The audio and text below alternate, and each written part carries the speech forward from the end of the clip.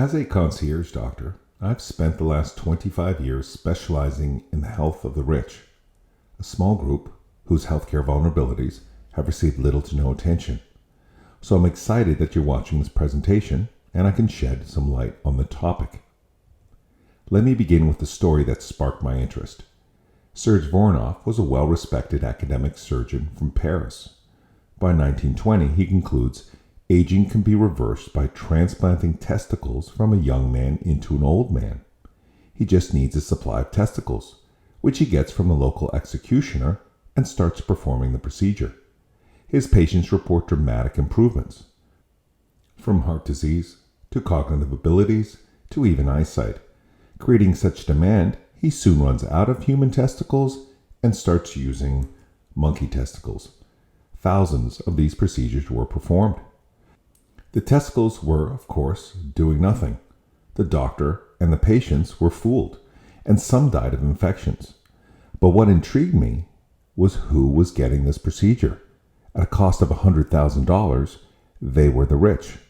And they were smart and impressive, like his patient Harold McCormick, educated at Princeton, married a Rockefeller, and ran International Harvester, one of the largest companies in the U.S. You're probably thinking, how could someone so smart do something so ridiculous? That would never happen today. But that's exactly what's happening today.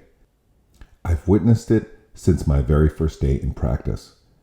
But instead of young testicles from monkeys, my patients, Joe Rogan and Mel Gibson, are flying down to get young blood cells from Panamanian babies for $50,000 from the modern-day Voronov stem cell expert Neil Riordan. In today's talk, I will show you why this happens and how you can prevent it. First, let's define terms. When we think of bad healthcare, we typically think of the poor. But the poor don't get bad healthcare. They suffer from not enough healthcare. This and other factors, like unhealthy lifestyle, all lead to bad health in the poor. Let me show you with data from 7 million Americans. The life expectancy of a family with zero income, circled in red, is 72. As family income increases to $100,000, life expectancy jumps to 86, a 14-year difference. But what happens to the rich? What happens to life expectancy when family income goes over $100,000? Nothing. It just plateaus. Yet the more wealthy you are, the more you spend on healthcare, especially things uncovered by insurance, what's called out-of-pocket spending. It's evident in surveys. Out-of-pocket spending is double in the rich, 8 times more in the ultra-rich, and tech billionaires spend millions a year. And it's evident from the existence of several out-of-pocket healthcare industries, with big-ticket items only the rich can afford. 2,000 stem cell clinics, hormone clinics, alternative medicine, vitamin infusions, full-body scans, specialty labs, personal trainers, and organic food. This is classic diminished returns. The more you spend on healthcare, the less health you get out of it. And this is the bad healthcare I refer to, extra healthcare in the rich that's ineffective and sometimes dangerous. According to the Blue Zone data, the healthiest people on the planet aren't wealthy at all and get just basic healthcare. Why they're so healthy is up for debate, but it's not because of stem cells and vitamin infusions. So being at either extreme of wealth is problematic. In the poor, it's obvious. They don't get enough healthcare and experience poor health. In the rich, it's not so obvious. They get too much healthcare, but experience good health. Their bad healthcare is buried and receives little attention. But the rich always got bad healthcare. In the past, it was obvious. Back then, all healthcare was bad. All healthcare was expensive.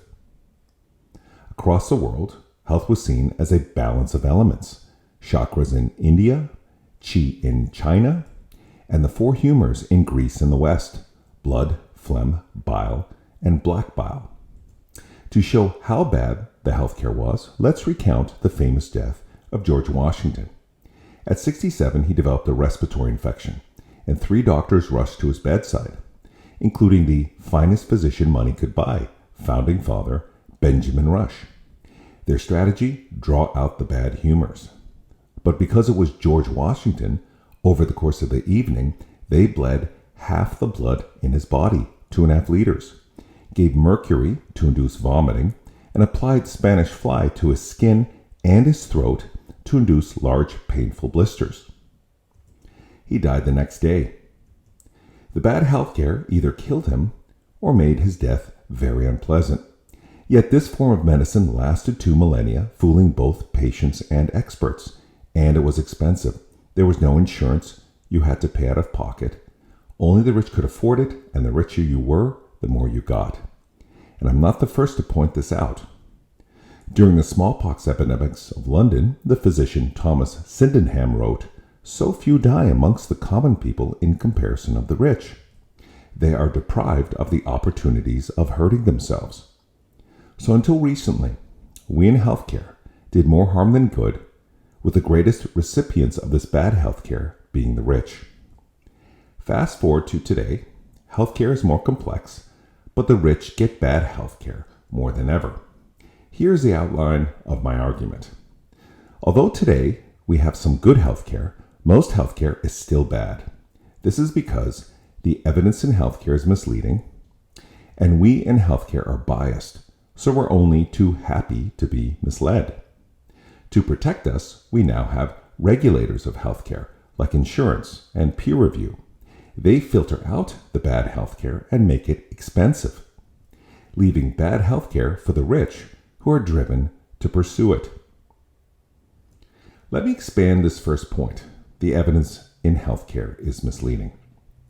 Let's start with anecdotal evidence. Suppose a patient came to my office to get an injection for knee pain, but without telling them, I only injected saline. What are the chances they feel better? 1%?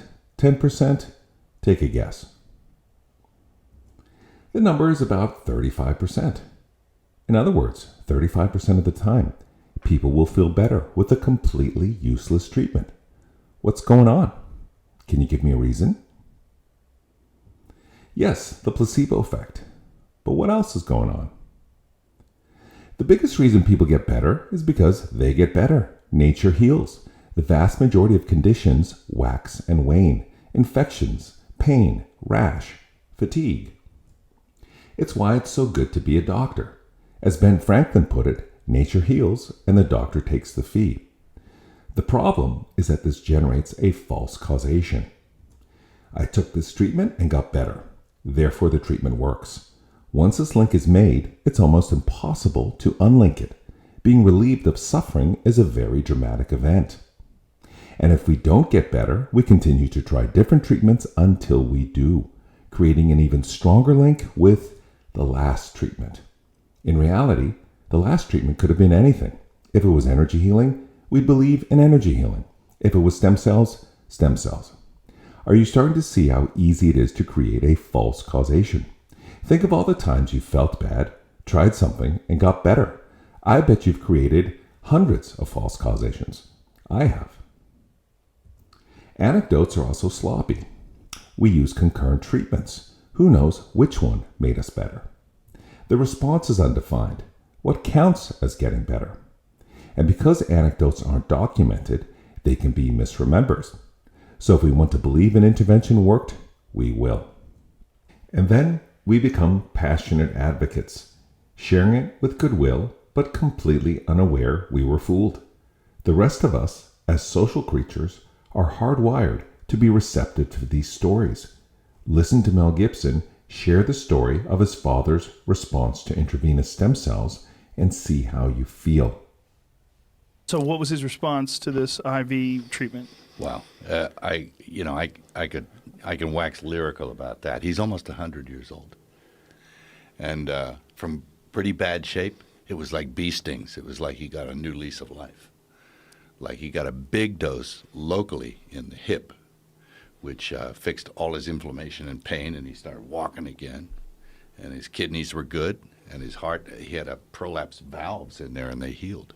And his cognitive powers improved. His eyesight improved. Whoa. You know, and other stuff improved that he would hate me to talk about. but he had 2 nurses that reported to me. And it was like, holy mackerel. Wow. Using it as a towel rack, you know. Well, Dan Bilzerian was telling me about intravenous stem cells, and so was Boss Rutan. You know, Boss Rutan, the former UFC heavyweight champion. Yeah. He went down and got some. He's had some pretty significant neck injuries and neck fusions, and he said he got intravenous stem cells. And the way he described it is like with his Dutch accent, like it was like I had lightning coming out of my fingers, like wah. Did he go to you? Yeah. Did he? Do you feel the FOMO, the fear of missing out? That's hardwired. So beware of anecdotes. They're highly persuasive but terribly unreliable. You're guaranteed to find them whether an intervention works or not. Another common kind of evidence is observational evidence, where we observe large groups of people and look for trends. In the 50s, we successfully used it to show that cigarettes cause lung cancer. We simply compared the rates of lung cancer in smokers to non-smokers. Question: how much more likely is it for a smoker to get lung cancer? Twice as likely? 3 times? Take a guess. The answer is 20 times.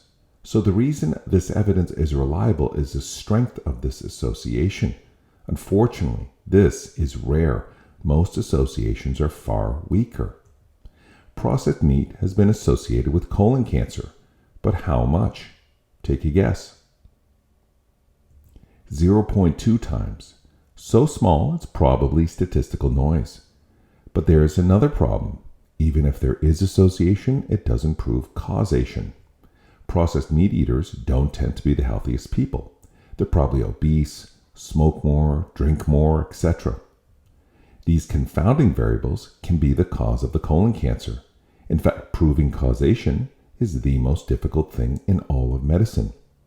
Despite these limitations, researchers publish thousands of weak and confounded associations, generating many popular healthcare trends, like more grip strength and more sleep will make you live longer, or measuring your moment-to-moment blood sugar, or analyzing your stool microbiome. A huge industry of thousands of biomarkers. Please beware. Changing the numbers on your screen is at best a waste of your time. Another kind of evidence is explanatory evidence, a biological pathway explaining how an intervention works, like boosts the immune system or increases circulation. Unfortunately, this too is weak evidence. Let me demonstrate. Do you take an antioxidant or eat certain foods because they're antioxidants? Well, that's explanatory evidence. So how do antioxidants work? Do you know? As the name implies, antioxidants counteract oxidants, damaging byproducts of our energy pathway that cause cancer, heart disease, and aging. But that's how they work. The question is, do they work? After hundreds of large clinical trials, the answer is definitively no. Some may even increase cancer. And this was the biggest health hypothesis of the 20th century. So what went wrong? The human body is a complex system of billions of interconnected pathways. Simplifying it to a single pathway that's either good or bad leads to erroneous conclusions, a problem called reductionism. It turns out we can produce our own antioxidants. Giving outside antioxidants just shuts them down. But explanatory evidence, like antioxidant, is so well known and compelling, it's still used to this day to sell hundreds of supplements and foods. So beware.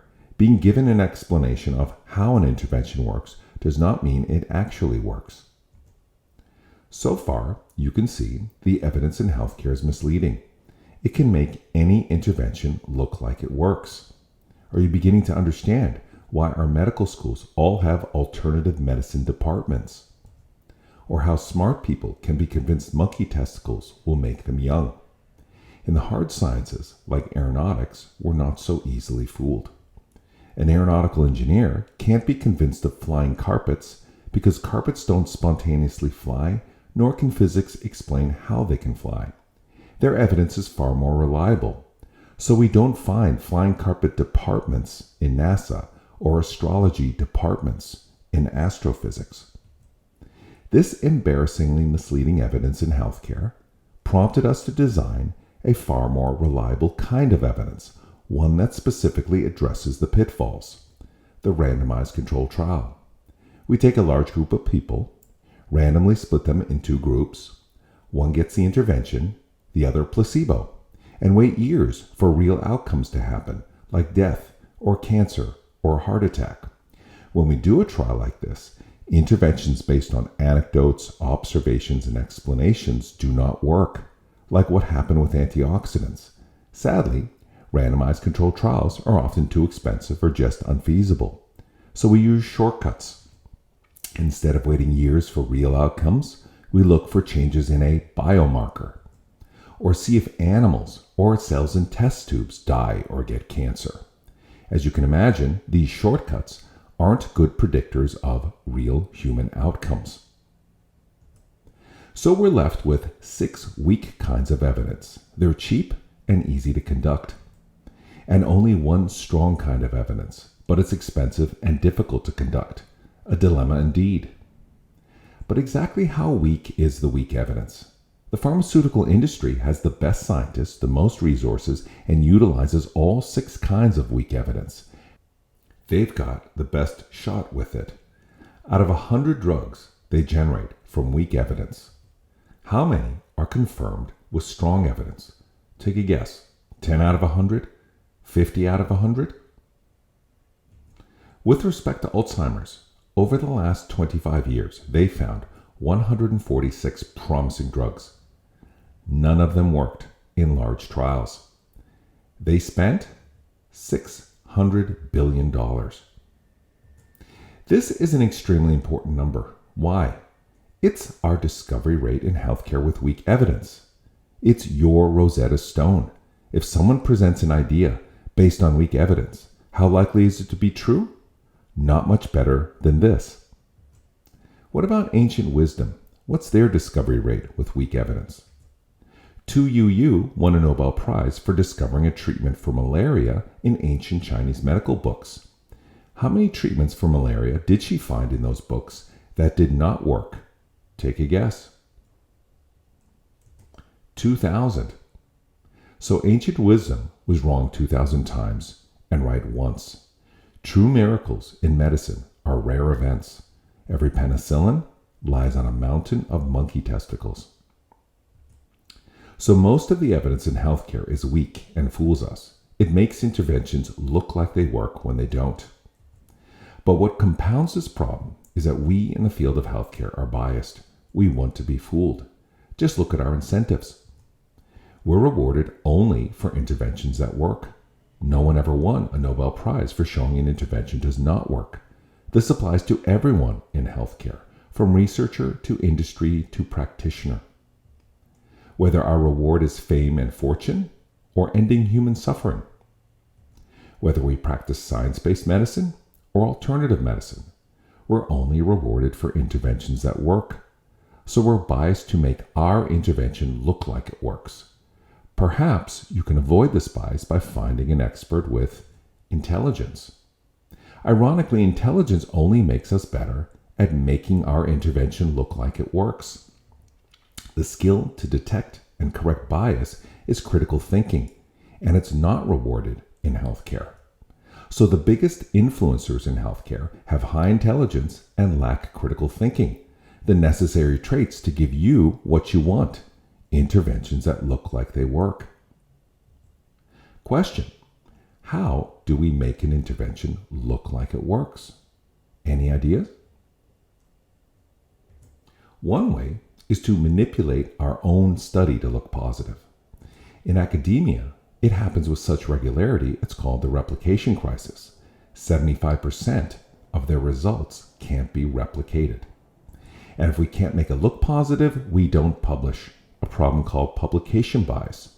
In 2009, pharmaceutical companies were caught not publishing trials showing antidepressants don't work. Or we can manipulate how we select other people's studies. For an intervention we like, we just cherry pick all the studies that confirm it and ignore the ones that don't. This is called confirmation bias. Vegan and carnivore doctors use the same pool of thousands of studies that we all have access to. Yet the vegans emerge with proof that meat causes cancer, and the carnivores emerge with proof that meat prevents cancer. The only thing they're really proving is confirmation bias in healthcare. But the best way for us to make an intervention look like it works is to use weak evidence. It's cheap, yields positive results, and there's lots of it. We currently publish 1 million weak studies a year. And avoid strong evidence. It's expensive, will prove our intervention doesn't work, and leave us bankrupt. There are entire fields based on weak evidence. Some, like alternative medicine, pretend it's strong. Others use it because it's all they have. In surgery, it's hard to recruit and blind subjects for large trials. In lifestyle medicine, it's hard to keep subjects compliant on a diet or exercise program. And in longevity medicine, trials would need to last decades. As a patient making healthcare decisions, what are the problems with lowering your standards and settling for weak evidence? The first problem is that weak evidence can be found for every intervention, creating a countless number of interventions. The supplement industry produces well over 80,000 supplements, each one claiming to improve your health. How would you choose? Interventions often contradict one another. How would you choose? But the biggest problem is that every intervention can harm. When we reduce an intervention to a single pathway, we forget it can trigger thousands of pathways, sometimes good, sometimes bad. More blood thinning prevents heart attacks, but causes bleeding. More immunity prevents infection, but leads to autoimmune disease. Interventions aren't good or bad, but full of trade-offs, benefits versus harms. The problem with interventions based on weak evidence is that they're so unlikely to work, the harms outweigh the benefits. So it's hard to justify intravenous stem cells for aging when there's a close to zero chance they work and a well-documented chance of harms, specifically tumors, blood clots, and viral contamination. The take-home message: all interventions can harm. Interventions based on weak evidence should be considered experimental, reserved for desperate situations. But our bias to make things look like they work gets even worse. Once we latch on to an intervention, we start to apply it to everything and everyone. I'm sure you've heard, if all you carry is a hammer, everything starts to look like a nail. This is Maslow's hammer, after psychiatrist Abraham Maslow. He noticed, shortly after the introduction of schizophrenia medicines, psychiatrists using them for dozens of other psychiatric diseases. It's seen in every specialty, so it's called the specialty bias. If you're a spine surgeon, you like spine surgery. If you're a chiropractor, you like chiropractic. Everyone in healthcare wants to find more diseases for their intervention. Alternative medicine and the supplement industry even market the panacea, a single treatment for all disease. Acupuncturists, for instance, claim sticking a needle a couple of millimeters into the skin can somehow treat 300 diseases, from infertility to cancer. The pharmaceutical industry has tried this by pushing off-label use of their products, but it's cost them billions in lawsuits. The other way to expand usage is to diagnose early and intervene early. This is the foundation of health ideologies like preventive medicine and longevity medicine, where earlier is always better. Instead of diabetes, pre-diabetes or pre-pre-diabetes, and we can gain millions of new users. But there's a problem treating healthier patients. A benefit-harm analysis of low-dose aspirin to prevent heart attacks provides a good demonstration. If you're a sick patient, someone who had a heart attack, you'll get a large benefit out of low-dose aspirin because you will have another heart attack to prevent. The small incidence of serious harms, bleeding in the brain or GI tract, is a reasonable trade-off. The healthy, on the other hand, don't fare as well. In a large trial of low-dose aspirin in patients without cardiac risk, they had the same risk of serious bleeding, but because they were so unlikely to have a heart attack, they had little to benefit. Same intervention, different benefit harm. Because of this, we no longer recommend low-dose aspirin for healthy patients. The lost message? don't mess with healthy people. Interventions for them need to be physiologically perfect, and almost no intervention is. Earlier is better only if you've proven it. Even in cancer screening, diagnosing early may be problematic. We've discovered the body's riddled with non-progressive cancers. More screening uncovers these, leading to unnecessary treatment. We can see this in the rich, who screen more and are diagnosed with cancer almost twice as much as the poor. Yet after all that surgery and chemo, their death rate from cancer at the bottom is the same. And if we can't diagnose early, we can manufacture a diagnosis. We can turn a biomarker, like a bad gut microbiome, into a disease, or turn a social issue, like ADHD or male pattern baldness, into a disease, or practice alternative medicine, where essentially all diseases are fake, adrenal fatigue, Qi imbalance. And if we can't manufacture a diagnosis, we can always diagnose you with aging, a disease everyone has. As Aldous Huxley put it 80 years ago, medical science is making such remarkable progress that soon none of us will be well. So weak evidence and bias generate a lot of bad healthcare. Bad healthcare that affects you in the following ways. Overdiagnosis, being diagnosed with a fake disease or a disease that won't harm you during your life. The psychological burden of overdiagnosis, like anxiety from a cancer false alarm. Overtreatment, being given a treatment where harms outweigh benefits. And lastly, opportunity costs. Instead of wasting time in doctors' offices, tracking biomarkers, suffering through the latest fad diet, or living like a monk, imagine all the wonderful things you missed out on. Or imagine the good healthcare you missed out on. Because bad healthcare competes with good healthcare, and this is where it can get deadly. For cancer, those who choose alternative medicine over science-based medicine are 2.5 times more likely to die. And statistically, these users are wealthy, educated, white females. But who can blame them? Bad healthcare offers simpler and safer solutions. Who wouldn't prefer a vegan diet and acupuncture over surgery and chemo? Which leads to claims that good healthcare is corrupt for recommending dangerous options when safer ones will do.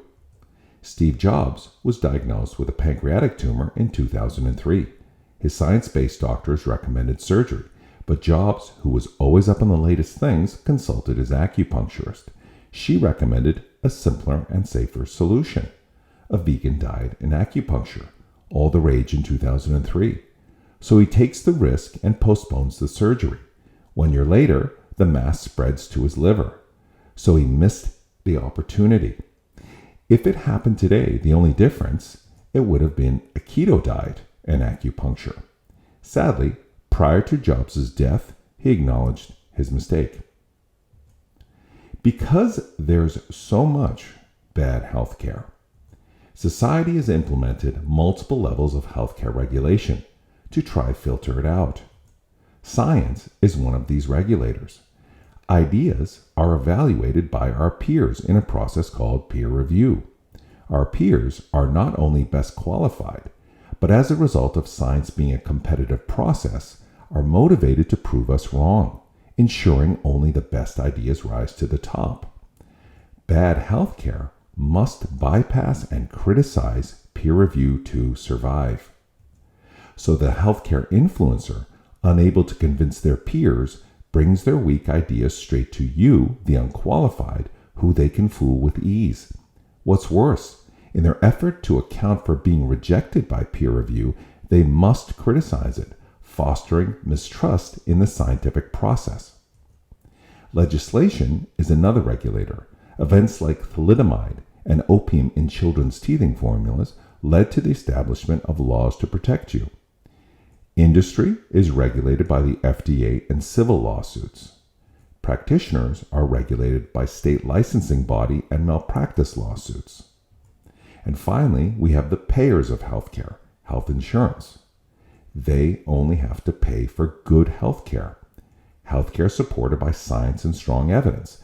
They don't have to pay for bad healthcare. Essentially, what all this regulation does is render the bad healthcare expensive. Bad healthcare is uncovered by insurance, so it's an out-of-pocket expense. And really bad healthcare is really expensive. Practitioners take risk, suppliers take risk, supply is low, demand is high.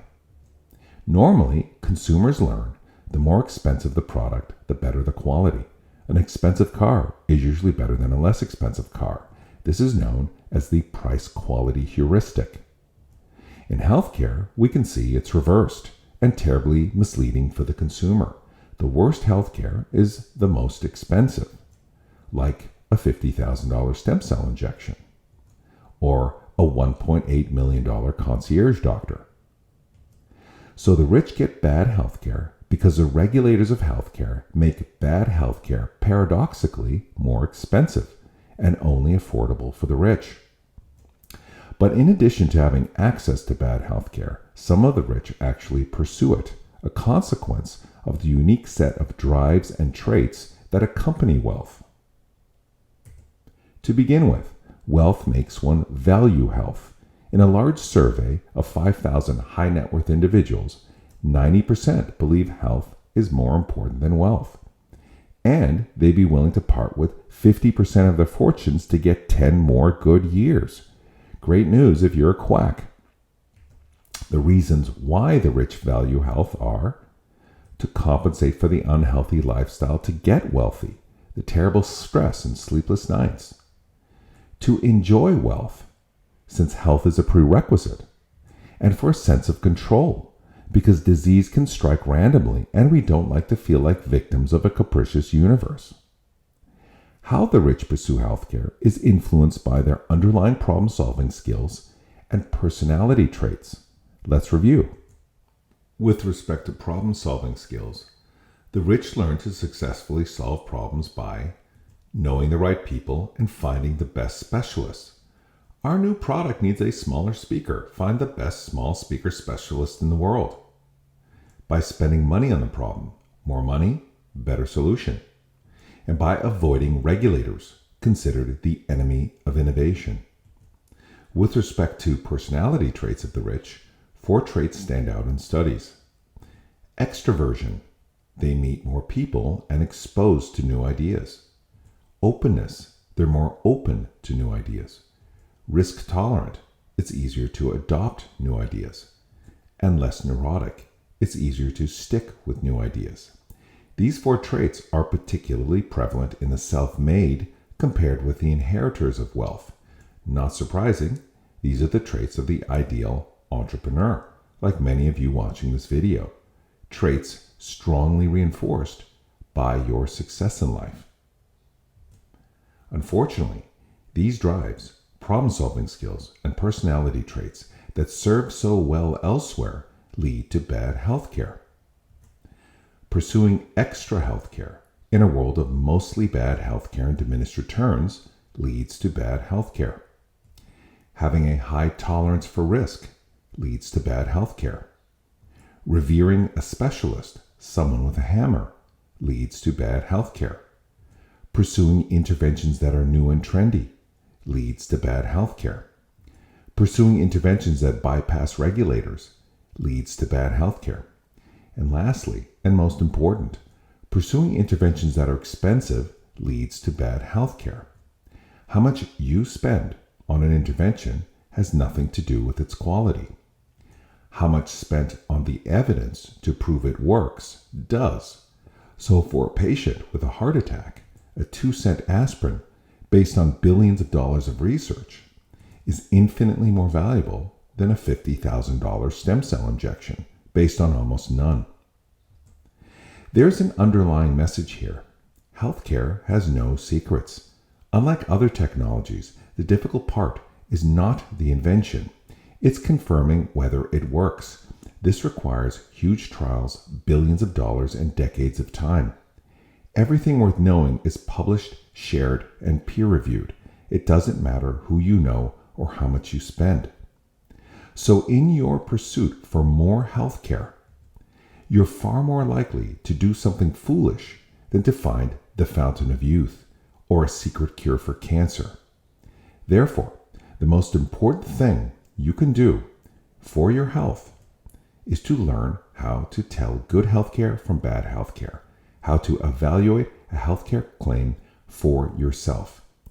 Let me show you how, and you don't need a degree in biochemistry, just critical thinking. Let's begin. The first step to evaluate any claim is to establish who has the burden of proof. If someone claims to know the cause or cure for disease, do they need to provide evidence they do, or do the rest of us need to provide evidence they don't? In science, the burden of proof lies with the claimant, particularly in medical science, with its countless claims, most proven untrue. Unfortunately, because of your bias to find interventions that work, you will sometimes reverse the burden of proof, accepting claims with little to no evidence. To avoid this, you must identify your biases. We've already reviewed the biases associated with wealth. Another very common source of bias stems from your health ideology, like the previously discussed prevention ideology, earlier is always better, or the tech ideology, tech will save us, or its converse, the paleo ideology, tech is killing us, we need to return to our ancestors' way of life, or the natural ideology, if it's from nature, it's healthy, or the lifestyle ideology, everyone can live to 120 if they eat, exercise, and sleep the right way. You tend to accept claims that align with your health ideology. But health ideologies are unwarranted generalizations. Tech occasionally saves us, but most first versions are junk. Nature can be good, but also produces some of the most toxic substances on the planet. Don't reverse the burden of proof because a claim aligns with your ideology. Like any other claim, demand evidence. But how do we filter and review all that evidence? The trick here is to have the claimant do it for you. Ask them to provide the single best study. That's all you need. If the best study they can provide for the claim is weak evidence, the claim is unlikely to be true. Why? Let's review what's wrong with weak evidence and see if you are paying attention. What's wrong with anecdotal evidence? Placebo effects, natural healing, and sloppy data collection. What's wrong with observational evidence? Weak associations and confounding. What's wrong with explanatory evidence? Reductionism. A single pathway can't predict a complex system. What's wrong with trial shortcuts? Biomarkers, animals, and test tubes can't predict real human outcomes. And even in the best hands, what's our discovery rate with weak evidence? Not much better than this. Next, to counter your reverence of a single specialist, get a second opinion. Seeing opposing opinions from equally renowned specialists will really engage critical thinking. And to counter your reverence of all specialists, it's essential you consult a generalist, like your primary care doctor. Someone without a hammer. Someone so unbiased you trust them to veto your bad decisions. This is challenging to find, but crucial. In fact, it's the one thing I believe that may have saved Steve Jobs. Ask the generalist to help you check what the regulators think about the claim. If peer review, the FDA, and insurance are not impressed, it's not a good sign. And finally, ask them to help you perform a benefit-harm analysis. It's different in every patient. So see if you'll personally benefit. And look for harms. Every intervention has harms. To help consolidate these skills, let's evaluate a claim from one of the healthcare influencers, David Sinclair, a Harvard biologist who promotes a new and popular natural supplement called NAD that he claims healthy people can take to make them live longer.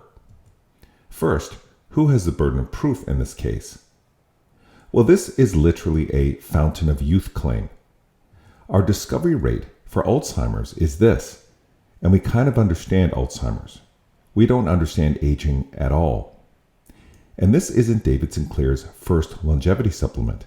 He sold resveratrol to GSK for $700 million. They had to abandon the project because they couldn't replicate his rat experiments. So who has the burden of proof? David Sinclair. And whatever evidence David Sinclair provides, make sure it's replicated. Now let's look at our biases.